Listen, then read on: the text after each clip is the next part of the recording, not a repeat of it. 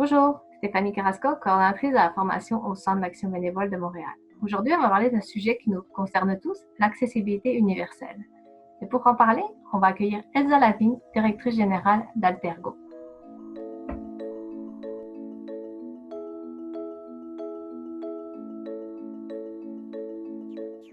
Bonjour Elsa. Bonjour Stéphanie. Donc, je sais que ça va pas être facile, mais est-ce que tu peux m'expliquer brièvement qui est l'organisme Altergo? Alors, Altergo, en fait, c'est le regroupement des organismes de loisirs pour les personnes handicapées de l'île de Montréal. Donc, ça, c'est vraiment l'essence de l'organisation. Donc, on agit surtout en concertation et représentation. Puis, une de nos grandes forces, c'est de mettre notre système d'acteurs en réseau. Donc, autant les gens qui travaillent avec des personnes qui ont une limitation fonctionnelle dans le secteur du sport, du loisir et de la culture, que les gens qui travaillent avec la population générale.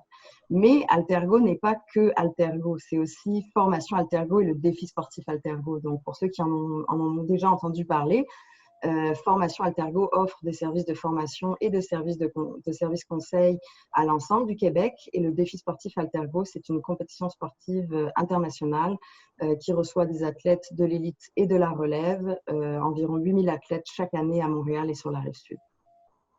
Ok, et peux-tu nous dire qu'est-ce que c'est l'accessibilité universelle et pourquoi ça nous concerne tous?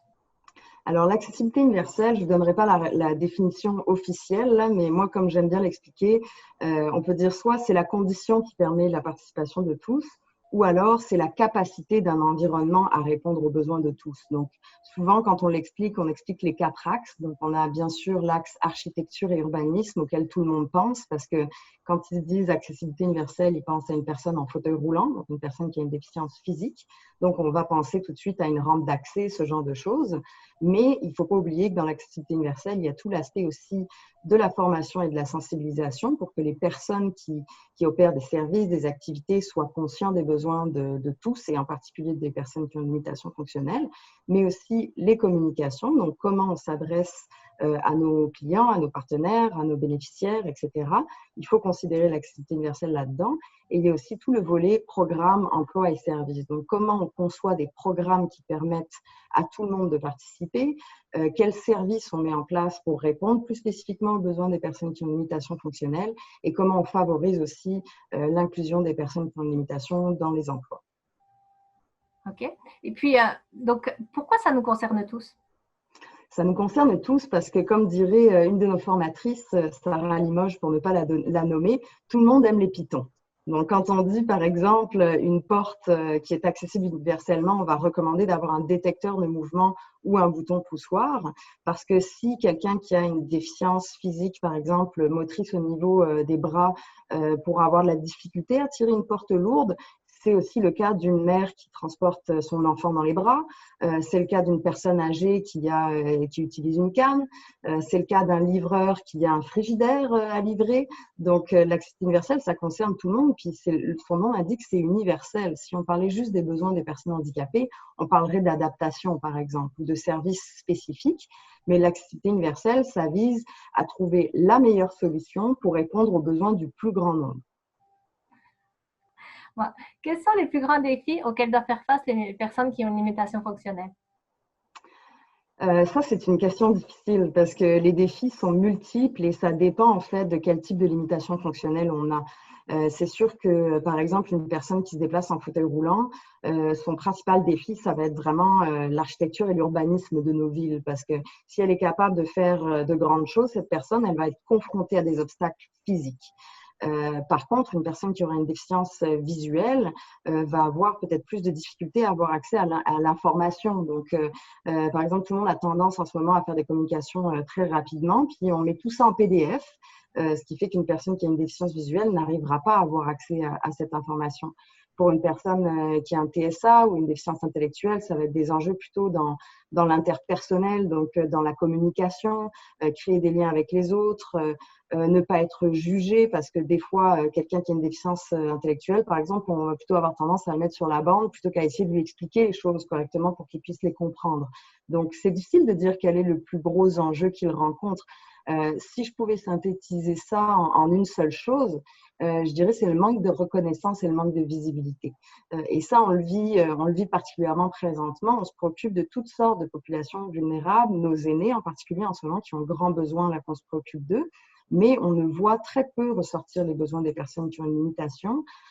J'ai tendance à penser que c'est parce que pour nos institutions, pour nos politiciens surtout, c'est des gens qui ont pas nécessairement un poids économique important ou un poids politique important. Donc, on a tendance à pas trop considérer leurs besoins dans ce qu'on fait, dans les décisions qu'on prend, dans les programmes qu'on met en œuvre, et on y pense souvent après. Donc, c'est beaucoup plus difficile, puis quand on parle d'accessibilité universelle, hein, c'est beaucoup plus difficile d'y penser après qu'avant. Parce qu'avant, on a tous les leviers, on peut ajuster nos choses pour s'assurer que ça va répondre à tous. Mais une fois que les choses sont faites, ça demande beaucoup, beaucoup d'efforts et des coûts supplémentaires là, pour intégrer les besoins des personnes. Okay. Et puis, comme chacun sait, le bénévolat, c'est un facteur d'intégration sociale et professionnelle pour les personnes. Le rôle du gestionnaire de bénévoles, c'est mettre en avant les compétences de chacun et vraiment de déceler le potentiel de chacun et de le mettre en valeur. Comment fait-on au sein d'un organisme pour favoriser l'accessibilité universelle, tant dans l'accueil des bénévoles que l'organisation d'événements? La première chose, je dirais, même sans avoir aucune compétence ou connaissance, c'est d'essayer d'y penser. Il faut se dire, avant même de poser quoi que ce soit comme action, qui on cherche à desservir. Et quand on cherche à desservir quelqu'un, on s'imagine généralement la personne type, mais la personne type n'existe pas. Donc, dans nos clients, dans nos bénévoles, dans nos bénéficiaires, il va toujours y avoir des gens qui ont besoin d'une plus grande accessibilité universelle. Donc, déjà, y penser. La deuxième chose, ce serait de leur poser la question.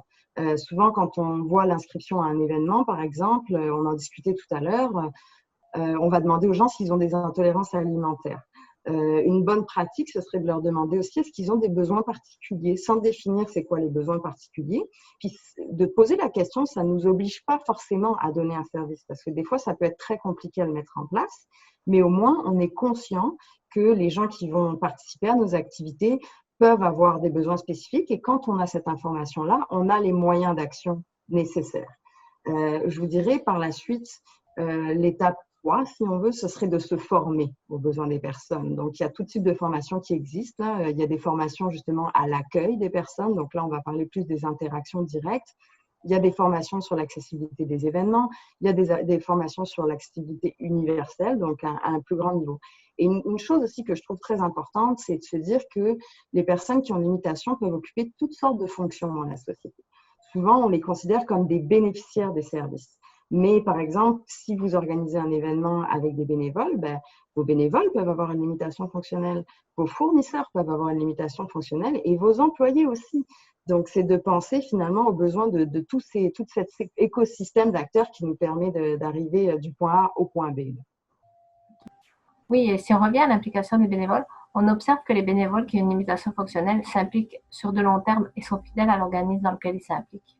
Oui, de manière générale, je vous dirais que notre société exclut tellement les personnes handicapées que si vous êtes en mesure d'inclure ces personnes dans vos activités, peu importe leur rôle, hein, que ce soit un employé, un bénévole ou un participant, c'est des gens qui vont être extrêmement reconnaissants des efforts que vous avez faits et qui vont vous être d'autant plus fidèles. Donc, c'est à considérer. Là. On parle souvent en emploi, là, le taux de maintien en emploi d'une personne qui a une limitation fonctionnelle est souvent bien plus élevé qu'une personne qui n'en a pas.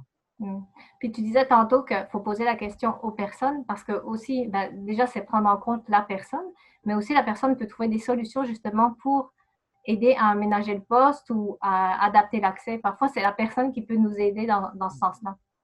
J'ai même tendance à dire que c'est quasiment toujours la personne qui peut nous aider dans ce sens-là. Si dans nos organisations, on avait la même proportion de personnes handicapées que dans l'ensemble de la société, on n'aurait pas besoin de se poser la question est-ce qu'on y pense ou non, parce qu'on aurait juste à regarder à côté de nous notre collègue qui a une limitation fonctionnelle, puis ça nous rappellerait à tous les jours quels enjeux il vit, quels obstacles il rencontre. Et là, on serait tous conscients des actions qu'on doit poser. Donc oui, les personnes qui vivent dans une situation de handicap sont les meilleures placées pour trouver les solutions qui leur permettront d'avancer puis justement de passer à travers ces obstacles-là. Donc la consultation, c'est ce qui est le plus important, là, comme on le disait tout à l'heure, demander aux gens quels sont leurs besoins, leur demander qu'est-ce qu'on pourrait faire aussi pour améliorer leur expérience, avoir des boîtes à idées, à suggestions, ce genre de choses. Finalement, rester ouvert. à la critique, si on veut, parce que la critique, c'est ça qui nous permet d'avancer. Puis personne n'est parfait. Donc ça, c'est aussi quelque chose qu'il faut accepter quand on est dans une dynamique où on essaye de faire des efforts en accessibilité universelle. Il faut accepter qu'on va faire des erreurs. Et tout le monde en fait. Altergo en fait des erreurs. Les organismes spécialisés en font. C'est juste se dire, OK, on a fait cette erreur. Maintenant, comment on va faire la prochaine fois? La prochaine fois, on sera meilleur. Oui, puis aussi quand on parle de personnes qui ont une limitation fonctionnelle, on parle d'autonomie, mais on s'entend que l'autonomie, c'est très variable, puis tant dans les personnes qui ont une limitation fonctionnelle que dans les personnes qui n'en ont pas. L'autonomie, c'est variable en fonction de chaque individu, donc les personnes elles-mêmes sont capables aussi de nous renseigner par rapport à cette autonomie. Oui, puis en plus, deux personnes qui ont sensiblement la même limitation fonctionnelle ne rencontreront pas les mêmes obstacles parce qu'elles vont avoir une personnalité différente.